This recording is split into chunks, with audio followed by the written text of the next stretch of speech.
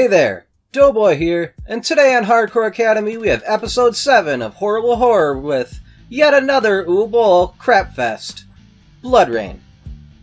Bloodrayne is another movie based on a video game. Boll must have a monopoly on terribly made game-based movies. The game takes place just before World War II, and the movie takes place hundreds of years ago. In other words, the movie has practically nothing to do with the game. That is, aside from the story of hunting down ancient artifacts to gain power.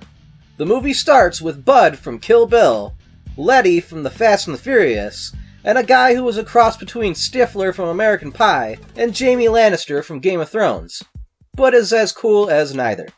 The three of them are vampire hunters that work for an organization called the Brimstone Society, which leads them to Rain, who is being kept in a carnival freak show, where night after night she is forced to be burned by water and drink sheep's blood.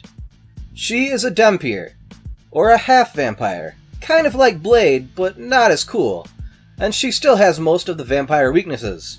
She is still hurt by the sun, she is still hurt by water, but she is not hurt by a crucifix. The Brimstone Society aren't the only ones after Rain.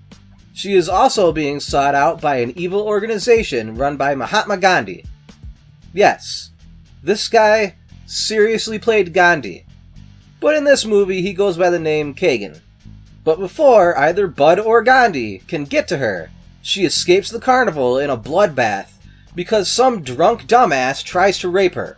What kind of fucking idiot tries to rape a vampire? Seriously, how stupid can someone be? Rain slaughters everyone in her path to escape, including her only friend, which is where Rain gets her iconic arm blades in the movie. After a short time passes, Rain ends up in a town where she gets into some lesbian vampire neck-biting action before being invited in by a random fortune teller who tells her how to defeat Gandhi. I mean Kagan, who is the most powerful vampire. In order to defeat him, she must find 3 ancient artifacts that he is also seeking. This leads Rain to a monastery, where she fights a fucking ogre, which I have to admit, ends with a pretty cool scene where she smashes his face with a spiked club. She then retrieves the cross from around his neck, which acts as a key to a secret room. A secret room which is filled with an overabundance of CGI booby traps. But she uses some ninja shit to reach her prize on the other side. The first artifact, the Eye. But just like a cheaper version of an Indiana Jones trap, as soon as she picks up the artifact, the room begins to flood. And she is still part vampire, so water can still hurt her. But the Eye gets absorbed into her, and it gives her the ability to touch water without being hurt by it. What the hell an Eye has to do with being able to withstand water, I couldn't tell you. Then, the head monk of the monastery, who was Dragon Eddie from Blade. Damn, I keep mentioning Blade. Probably because it is a better vampire movie. Anyway, while they are talking to each other, Kagan's army of thralls, who are his human soldiers, invade the monastery and start killing people left and right. But the Brimstone trio show up and start helping to fight off the thralls. But unfortunately, Rain is kidnapped by the bad guys. The Brimstone trio follow them to Vampire Meatloaf's harem, where they are just able to waltz right in and start killing vampires without any problem at all, even though they're outnumbered 10 to 1. Okay. Here, they break a window and order up! One crispy burnt meatloaf coming up! The trio escape with Rain and take her back to Brimstone HQ, where they lock her up, just in case. Here we discover that Kagan has acquired the Rib, the second artifact, before Rain explains how Kagan raped her mother and killed her right in front of her eyes. I know rape is unwanted penetration, but I'm pretty sure that biting her and then stabbing her doesn't constitute as rape. That is, unless he went all necrophilia on her afterward. I know, Rain probably meant that he raped her mother in order to create her and then returned later and killed her mother in front of her. But the way she says it implies that she was raped and murdered in front of her. I don't know. Anyway, Vladimir, trusts Rain and frees her, and offers for her to train with them to fight against Kagan. Then, after a while of training at Brimstone HQ, we get a random-ass sex scene which makes no sense at all because it comes, no pun intended, completely out of nowhere. I mean, there is like no connection between the two characters leading up to it. It's just like, hey, let's fuck! And they do. Though I gotta say, it's probably the best part of the movie. Then, after the random, needless sex scene, we discover that Letty, Catalina's father, who is the collector from Tales from the Crypt Demon Knight, used to fight for Brimstone, but then he became a vampire and was exiled from them. Catalina doesn't like Rain, and doesn't trust her, and she has lost her faith in Brimstone, and sends a letter to her father, telling him so.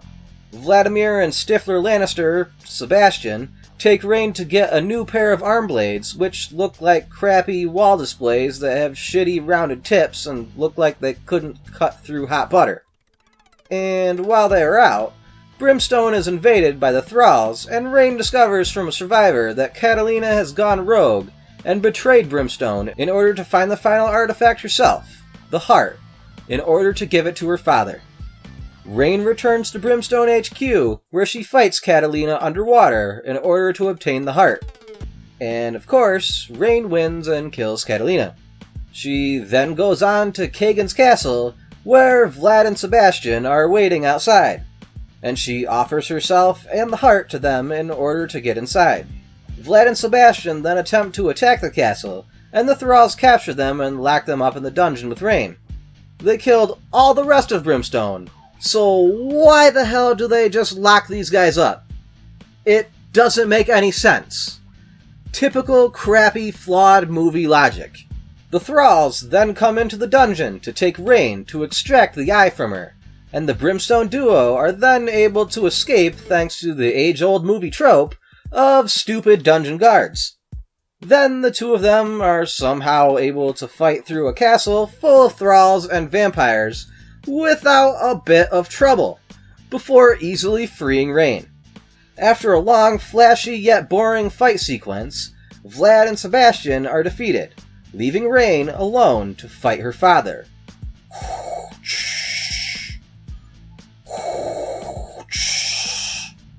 Rain, I am your father. Rain is able to defeat Kagan before she goes and sits on the throne to have a flashback montage.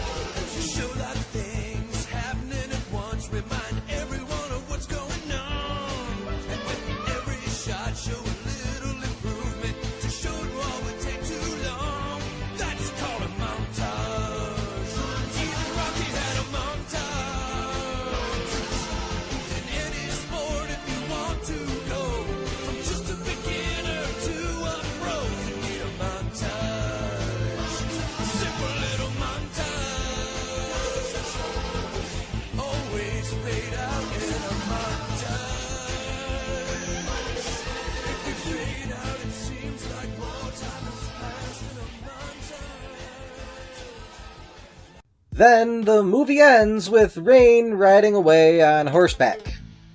I must admit that this movie is better than Alone in the Dark, the last Uwe movie I reviewed, but only slightly better. It is still a piece of god-awful crap. Seriously, steer clear.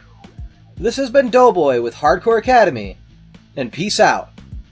Fucking Uwe, when will you fucking learn that pretty much every movie you ever wrote is just shit?